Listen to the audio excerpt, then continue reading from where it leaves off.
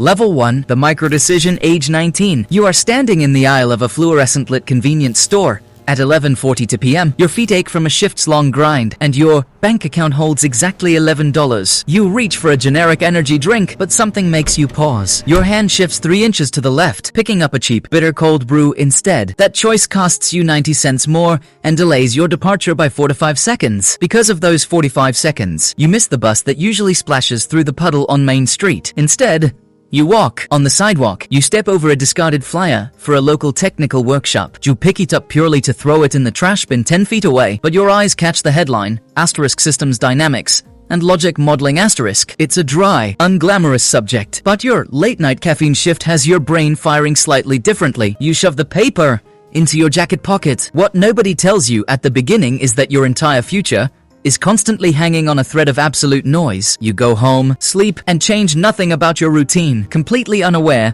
that a 45-second delay just rewrote the next 10 years of your life. The loop has already begun, and you are still blind to the momentum. Level 2. The tiny ripple, age 20. You attend that free workshop in a cramped, humid community college basement. There are only 8 people in the room, and the projector hums with a distracting, high-pitched whine. The instructor talks about feedback loops, showing how a single misplaced variable can crash a supply chain. You don't understand the math yet, but the concept clicks when you go back to your day job at a small logistics firm, sorting tracking numbers into spreadsheets. You notice a minor discrepancy. It's a systemic typo in the zip codes of 3 regional shipments, something everyone else ignores because it always fixes itself later. Instead of letting it slide, you spend 20 minutes rewriting the sorting script. It fixes the error before the trucks leave the dock. Your supervisor doesn't give you a raise. He barely gives you a nod. But that evening, you receive an automated notification. A major client's delivery arrived 6 hours ahead of schedule, preventing a factory shutdown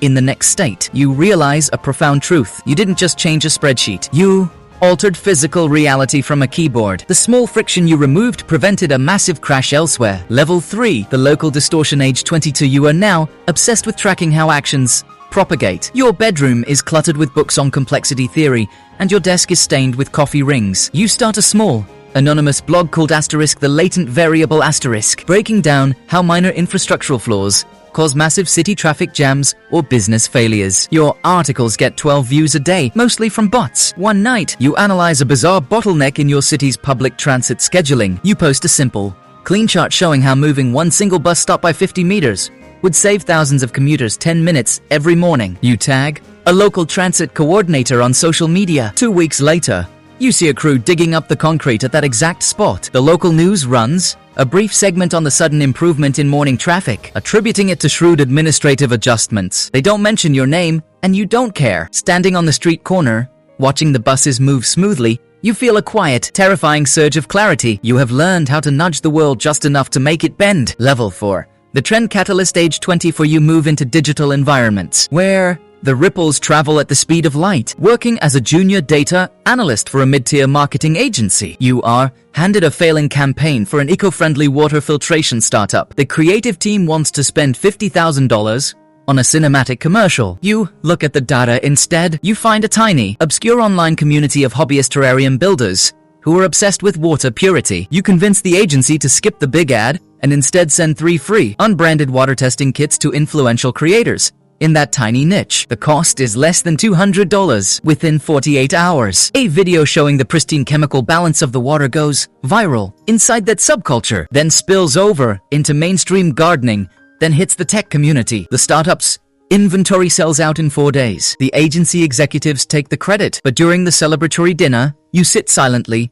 looking at your phone. This is the moment you realize the difference between chasing an audience and understanding the hidden pathways through which information flows. Level 5. The system architect, age 26. You leave the agency to consult independently, operating from a stark, minimalist apartment with a large whiteboard covering the main wall. People no longer hire you to fix problems, they hire you to predict them. A regional grocery chain is facing an unpredictable supply shortage of fresh produce. Instead of looking at weather patterns or fuel prices, you look at the digital habits of independent truck drivers. You notice a slight shift in the popularity of a specific navigation app that keeps routing them through an under-construction highway bottleneck. You build a simple, lightweight API that integrates into their dispatch software, offering a tiny cash bonus if they take an alternative seemingly longer route that bypasses the zone. The supply line stabilizes instantly, saving the chain $500,000 in spoiled goods. If you've made it this far into the sequence, it's because you've already realized that success isn't about brute force. It's about finding the single point of leverage,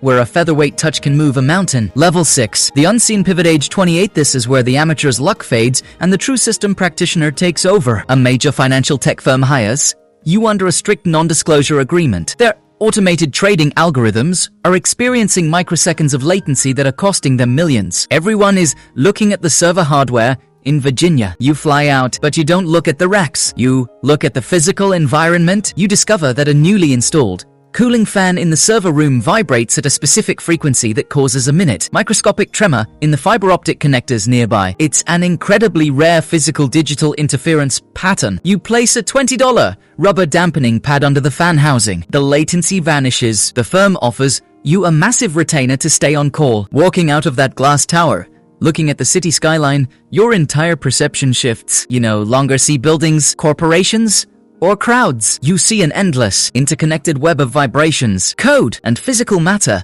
where a piece of rubber can save a multi-billion-dollar empire. Level 7. The network infiltrator, age 30. You are now operating at a national scale. Your inbox is filled with messages from executives who heard about you through hushed, private conversations. A major logistics conglomerate is facing a union strike that threatens to paralyze the eastern seaboard. They want you to help them break the strike using data. You refuse. Instead, you look at the root cause of the workers' frustration, a minor, highly confusing clause in the digital scheduling app that penalizes drivers for bathroom breaks due to automated GPS tracking. You present a single slide to the board of directors, showing how removing that single automated penalty reduces driver turnover by 40%, eliminating the tension entirely. The strike is averted, the contract is signed, and the supply chain remains unbroken. You didn't fight the system, you corrected a toxic feedback loop before it could poison the entire organism. You are no longer just solving puzzles. You are actively maintaining the equilibrium of industries. Level 8. The cultural whisperer, age 33. Your focus shifts to the volatile world of public perception and narrative mechanics. A massive renewable energy project is being blocked by intense local resistance in a European country due to deep-seated cultural anxieties about land use. The government is ready to use legal force to clear the site, which would spark widespread protests. You step in. You don't launch a massive public relations campaign. Instead, you find a traditional, centuries-old folk song from that specific region that celebrates the wind coming off the hills. You fund a small, independent musician to record a modern, haunting cover of it for a low-budget indie film. The song spreads organically, triggering a wave of quiet, regional nostalgia that recontextualizes the landscape not as something being exploited, but as something fulfilling its historical destiny. The resistance softens without a single debate or political speech. The construction begins smoothly. You realize that culture is just another complex system, and a melody can be a more precise lever than a court order. Level 9. The Ghost Strategist, age 36. You are now a myth within elite circles. You don't have a public website, and your phone number changes every 3 months. You are called into a meeting with a global health organization. A highly preventable, dangerous tropical disease is beginning to spread across a developing subcontinent because rural communities are distrusting the imported medical shipments. Instead of launching a massive, aggressive educational campaign that would only deepen their suspicion, you look at the packaging. The boxes are a stark, sterile, industrial blue, a color associated with government overreach in that specific territory. You order the packaging to be changed to a simple, unbleached, earthy cardboard texture, stamped with a simple green leaf icon. The communities accept the shipments without resistance. Inoculation rates jump by 80% in 90 days. Thousands of lives are saved by a change in paper pigment. The weight of this realization is immense. You hold the power to save or break populations based on the subtle textures of your choices. Level 10. The Global Synchronizer, age 40. You sit in an unlisted office in Zurich, looking at a wall of monitors displaying global shipping lanes, agricultural yields, and internet traffic data. A massive sovereign wealth fund asks you to predict the economic fallout of a looming drought in Central Asia. You trace the chain reactions. The drought will cause a grain shortage, which will cause a specific country to restrict exports, which will raise food prices in an unstable African nation, triggering mass migration towards southern Europe, which will flip an upcoming election and collapse a major trade treaty. You don't try to fix the drought. Instead, you orchestrate a silent, multi-million-dollar investment into a small, struggling deep well pump manufacturer. In India, 6 months Before the dry season peaks, the pumps arrive in Central Asia just in time to mitigate 80% of the crop failure. The entire geopolitical domino line stands still because you placed a single block at the very beginning of the row. You are now playing a game where the board is the planet itself. Level 11. The Chaos Master Age 45. You have achieved complete systemic dominance, but it comes with absolute isolation. Your decisions carry so much weight that you can no longer speak carelessly to anyone. A single casual comment from you to a journalist could crash a currency or trigger a corporate merger. You spend your days analyzing the deep macro trends of human civilization. You realize that a major global conflict is brewing over a scarce tech component. Instead of lobbying politicians, you quietly release an open source, highly efficient, alternative manufacturing method onto a public developer forum under a pseudonym. Within weeks, thousands of small garages around the world are printing their own components, completely decentralizing the supply and destroying the scarcity that was driving the world toward war. You have successfully neutralized a global catastrophe from an anonymous laptop in a hotel room. Keep this level in mind because it represents the terrifying peak where your identity disappears entirely into the background of human history. Level 12. The Absolute Origin Age 50. You are sitting in a quiet, unassuming cafe in a small coastal town, far away from the centers of global power. Your clothes are simple, and your name is known to fewer than 50 people alive. You watch a young, tired student walk past your table, carrying a heavy stack of textbooks.